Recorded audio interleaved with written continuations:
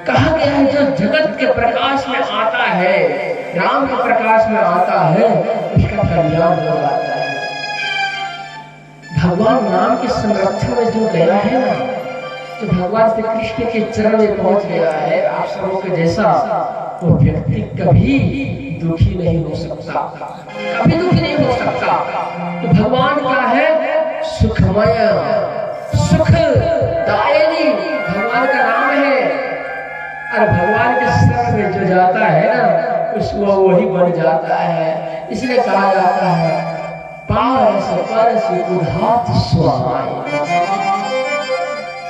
पारस पत्थर के साथ लोहा टच हो जाए तो पारस का पत्थर जो है वो लोहा को क्या बना देता है?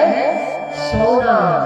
उसी प्रकार से जब हम चित्र रूपी प्रकाश भगवान श्री कृष्ण बाबू बिहारी के चरणों में चले जाते हैं, राम के चरणों में चले जाते हैं मित्रों, तो क्या होता है मालूम है कि आप भी प्रकाशमयी बन जाते हैं। ये जो लाइट दिखाई देता है ये प्रकाश है, लेकिन ये प्रकाश बाद में आया है। प्रकाश पहले परमात्मा थे, परमात्मा के बेटे थे, बाद में ये लाइट आया है, ये एलईडी आया है, ये वेपर आया है। परमात्मा की कृपा से जो आगे बढ़े उसको प्रकाश और यात्रा मिलता है, वो अच्छे कार्य करता है। देखिए अग्नि आप सभी लोग जलाते हैं, दीपक अग्नि सभी लोग जलाते हैं। बताइए जैसे दीपक जल जाए अंधकार में तो क्या अंधकार वहां रहता है? क्या कहाँ चला जाता है? जहां से आया था वहां पहुंच जाता है।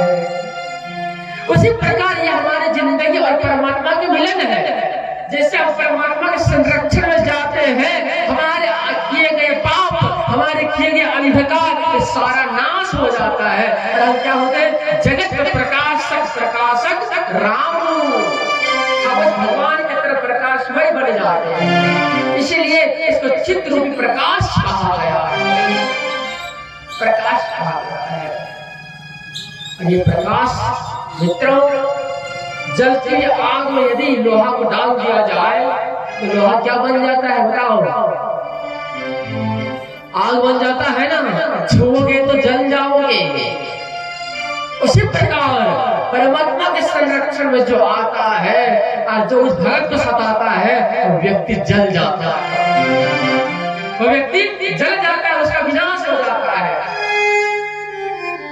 इसलिए कहा जाता है सभी व्यक्तियों को अपने भाई मानो, पुत्र मानो, पिताजी मानो, कभी किसी से बैर मत करो। जो भी बैर किया है आज मनुष्यों से अर्थात अपने पड़ोसियों से, उनका कभी कल्याण नहीं हुआ है। कल्याण उसका हुआ है तो परमात्मा के रास्ते पर चला है, परमात्मा का कार्य क्या है, सत्संग के रास्ते पर चला है, उसी का कल्याण हुआ है। इसलिए परमात्मा ने विचार किया और वेद व्यास के मस्तिष्क में, मनस्थिति में प्रवेश किया और सत्य के बाद लगाया चित्त।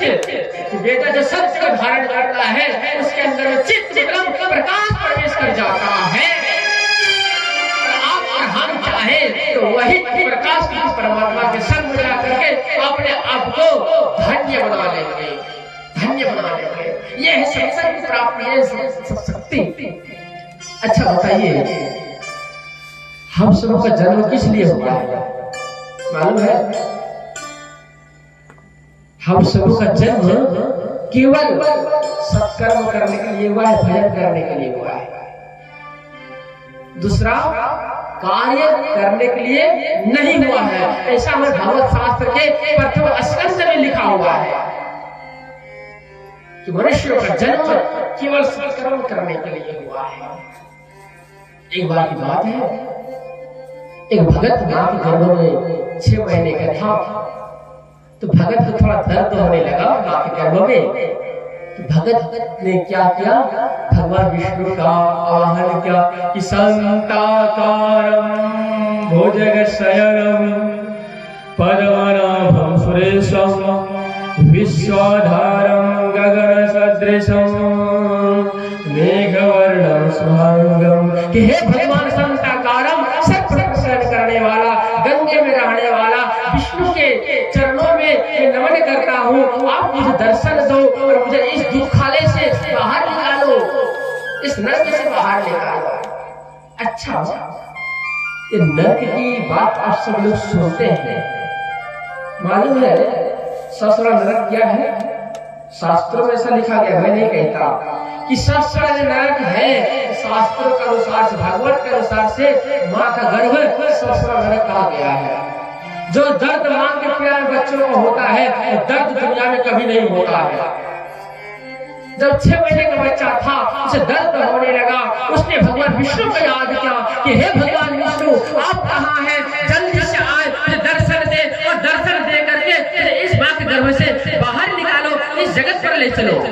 भगवान तो कण कण व्याप्त होते हैं, भगवान तुरंत प्रकट हुए। भगवान ने कहा, बेटा क्या बात है, बताओ, तू धरती पर क्यों जाना चाहते हो, क्या कारण है इसका? भगत ने कहा, भगवान मैं धरती पर जाना इसलिए चाहता हूँ, यहाँ बहुत दर्द हो रहा है, धरती पर जाऊंगा, कुछ अच्छा कार्य करूंगा। तो क्या करोगे? भगत ने झूठ बोला। भगत ने कहा, देखो भगवान, मैं धरती पर जाऊंगा ना, दिन और रात मिला करके 24 घंटा में 26 घंटा भजन करूंगा। कितने घंटा? 26 घंटा। भगवान ने देखा ऐसे करके, ओहो, ऐसा बात है, छोटे से हो, 6 महीने का हुआ है, अभी से तो झूठ बोल रहा है। अच्छा बताइए गदाई के लोग श्रोताओं कि दिन और रात में कितने घंटे होते हैं? हाँ, सच बोल रहे हैं ना? हाँ, सच बोल रहे हैं। तो क्या बच्चा झूठ बोला या सच बोला? झूठ बोला ना, तो बच्चा ने जब झूठ बोला, भगवान ने ऐसे करके देखा, अरे बच्चा छोटा सा लल्ला सा है, आंख भी छोटा छोटा आया है, अभी पूर्ण नहीं हुआ है, तो अभी झूठ बोल रहा माँ के गर्भ में। तुम धरती पर जाओगे, तुम क्या करोगे? तुम तो कांग्रेस सरकार का तुम साथ दोगे, धनुष में तुम चल रहा है सरकार के पास। तो ये गड़बड़ बात है, तुझे अभी धरती पर नहीं जाने देने वाला हूँ तुझे। और आज तक इस धरती पर जितने भी व्यक्ति 6 महीने में जन्म लिया है, उसकी मृत्यु हो गई है। आज तक कोई ऐसा माया का लाल नहीं कह सकता कि 6 महीने में आया धरती पर वो जीवित है। जब तक 9 महीना नहीं गर्भ पूर्णता है, प्रवेश होता है, पूर्ण होता है, तब तक वो बच्चे का जन्म नहीं होता है। भगवान ने कहा, भगत अभी रुक जा और 3 महीने तो इंतजार कर, तो याद करना, फिर 9 महीने के बाद तेरे पास में प्रकट होगा और प्रकट होकर के तुझे मैं सहायता करूंगा, बाहर निकाल दूंगा। अच्छा बोला, हाँ। अब 9 महीने खुलने ही वाला था, 2-3 घंटा समय था। अब क्या हुआ कि आज बच्चों को अधिक दर्द होना चालू हुआ। जब बच्चों को दर्द होना चालू हुआ तो मम्मी को भी दर्द होना चालू हुआ। जब जन्म देती है माँ ना, तो माँ को भी दर्द होता है और बच्चों को भी दर्द होता है ना भैया? इधर सबका ही हाल है। जब दर्द होने लगता है तो मैया भी भगवान को याद करता है कि हे भगवान, आप कहाँ हैं? जल्दी से आ, दर्शन दे, मुझे बचाए, मेरे बच्चे को जल्दी मेरे गर्भ से निकालो और मुझे शांति प्रदान करो। भगवान तुरंत प्रकट होते हैं। भगवान कहते, बेटा बता क्या बात है, बता बेटी क्या बात है। दोनों से पूछे। मम्मी कहती है बहुत दर्द हो रहा है, बेटा कहता है भगवान अब मैं धरती पर जाना चाहता हूँ, बहुत दर्द हो रहा है, बाहर निकालो। फिर भगवान ने कहा, देखो मेरे पास कुछ शर्त है, शर्त का मंजूर करोगे तुमको बाहर निकाल लेंगे। तो क्या शर्त है? पहला शर्त ये है कि तुझे धरती पर जाओ, तुम करोगे क्या बताओ? उसको याद था अगला वाला कहानी कि यदि मैंने झूठ बोला था, भगवान मुझे धरती पर नहीं भेजा था।